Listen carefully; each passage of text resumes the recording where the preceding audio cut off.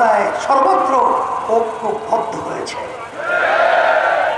এদের তোরে, এদের আওয়াজে আজকে আল্লাহর রহমতে আপনাদের দোয়ায় এই চাঁদাবাজ, খুনি, টাকা পাচারকারীদেরকে বঙ্গোপসাগরে নিক্ষেপ করতে হবে। আর সকলকে দেশ গড়ার, ইসলামের কল্যাণ, মানবতার কল্যাণের জন্য আমি সকল প্রতি আহ্বান জানাচ্ছি। ইসলামী আন্দোলন বাংলাদেশ প্রতিষ্ঠিত হয়েছে 1987 সালে। অদ্যাবধি পর্যন্ত একটা এমপিও কিন্তু আমাদের সংসদে যায় নাই।